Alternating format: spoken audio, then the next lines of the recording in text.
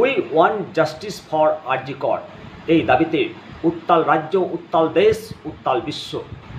আরজি কর কাণ্ডের প্রতিবাদে আগামী মঙ্গলবার রাজ্যে নবান্ন চলো কর্মসূচির ডাক দিয়েছে ছাত্র সমাজ। সোশ্যাল মিডিয়ায় এই ডাক, আর এই ডাকেই এবারে এই নবান্ন চলো কর্মসূচিতে হস্তক্ষেপের ব্যাপারে সুপ্রিম কোর্টের কাছে রাজ্য সরকারের আইনজীবী কপিল সিব্বলের আর্জি। আর তাতেই দেশের সর্বোচ্চ আদালত প্রধান বিচারপতি মাননীয় চন্দ্রচূড় মহাশয় স্পষ্ট জানিয়ে দিয়েছেন যে শান্তিপূর্ণ প্রতিবাদকে কোনোভাবেই আটকানো যাবে না এবং প্রতিবাদীদের বিরুদ্ধে কোনো ব্যবস্থা নেওয়া যাবে না।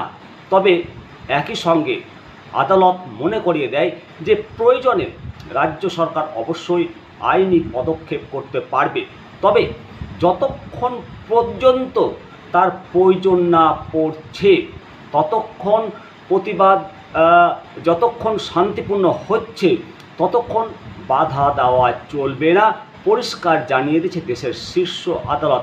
এদিন সুপ্রিম কোর্টে আর্জি করা মামলার শুনানির সময় বিচারপতিদের উদ্দেশ্যে আইনজীবী কপিল সিব্বল বলেন যে 27 তারিখ একটা প্রতিবাদ মিছিল রয়েছে, যদি কোনো প্রতিবাদ মিছিল হয় তাহলে রাজ্য সরকারকে যেন বলা হয় কোন রুটে এই মিছিল হবে, একটা স্ট্যান্ডার্ড অপারেটিং প্রসিডিওর অর্থাৎ এসওপি থাকতে হবে।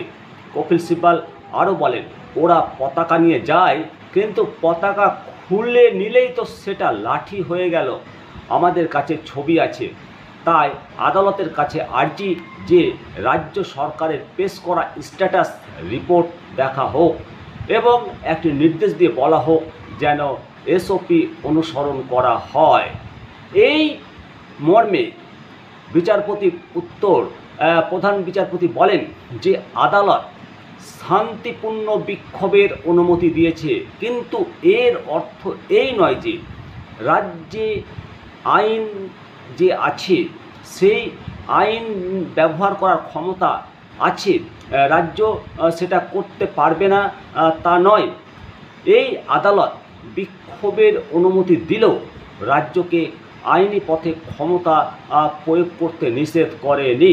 তবে একথা আমরা স্পষ্টভাবে বলছি যে শান্তিপূর্ণ প্রতিবাদকে বিঘ্নিত বা ব্যাহত করা যাবে না।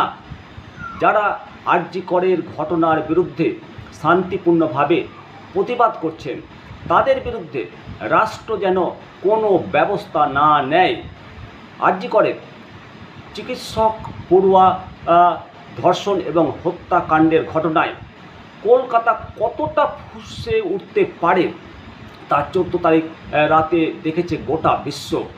27শে আগস্ট এই ঘটনার প্রতিবাদে ফের নবান্ন চলোর ডাক দিয়েছে ছাত্র সমাজ।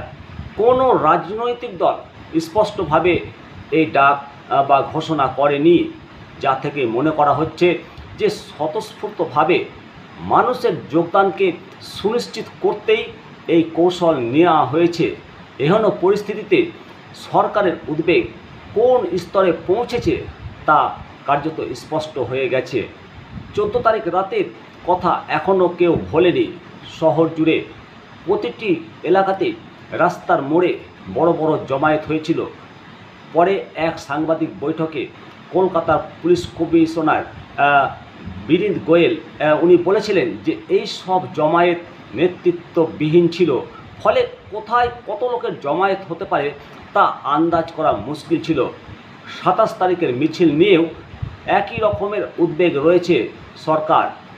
আর এদিন যে নবান্ন অভিযানের ডাক দেওয়া হয়েছে তাতে কোনো রুট নির্দিষ্ট করে বলা হয়নি, অর্থাৎ শহরের বিভিন্ন প্রান্ত থেকে মিছিল আসতে পারে, পুলিশ প্রশাসনের কাছে সেটাই উদ্বেগ।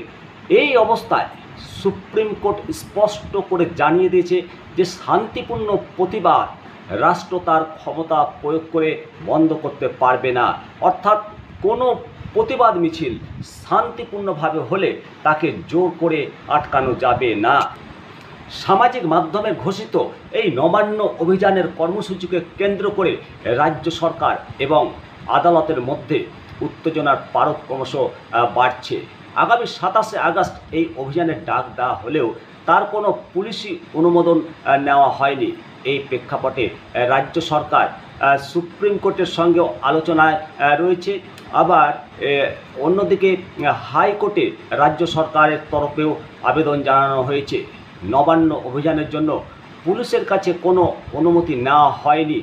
এই অবস্থায় আদালতের নির্দেশনা প্রয়োজন বলে দাবি করা হয়েছে। রাজ্যের আবেদনের পরিপ্রেক্ষিতে হাইকোর্টে মামলা দায়ের করার অনুমতি দেওয়া হয়েছে। শুক্রবার এই মামলার হিয়ারিং রয়েছে।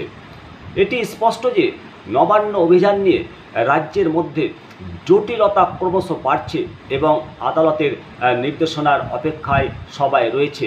একদিকে রাজ্য সরকার যেখানে আইন মেনে পদক্ষেপ করতে চায়, অন্যদিকে সুপ্রিম কোর্ট জানিয়েছে, স্পষ্টভাবে জানিয়ে দিয়েছে যে শান্তিপূর্ণ প্রতিবাদীদের দমন করা যাবে না।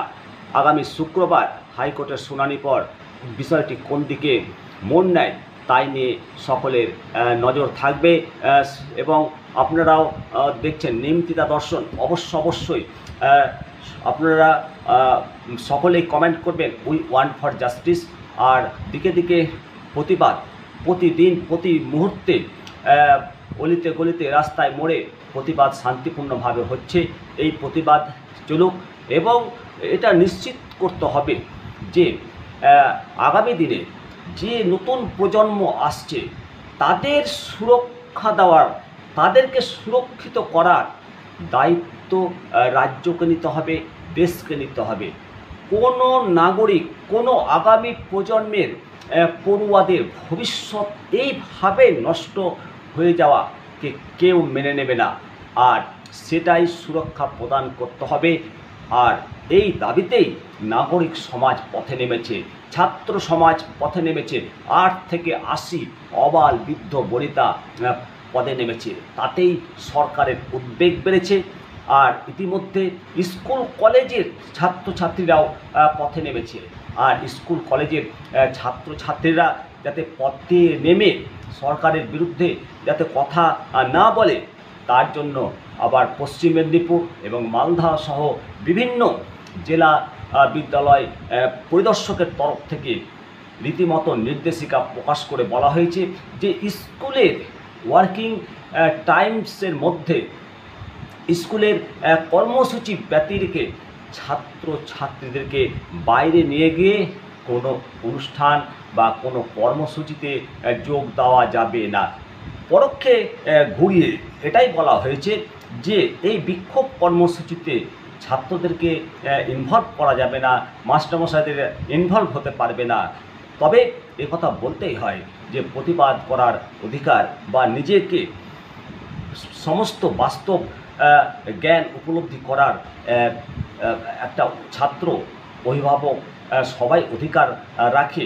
সেই অধিকার ক্ষুণ্ণ করা উচিত নয়। তবে স্কুল ওয়ার্কিং টাইমে ছাত্ররা বাইরে গেলে শিক্ষকদের তাদেরকে কন্ট্রোল করাও মুশকিল, কারণ ছাত্ররা শিক্ষকের কথার সঙ্গে সঙ্গে অভিভাবকের কথার শুনে অভিভাবকদের কথার মতোই তারা কাজ করে।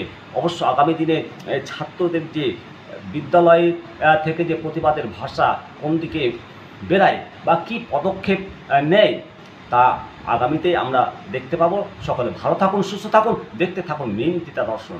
আপনাদের সঙ্গে আমি শিবরাম সরকার। নমস্কার।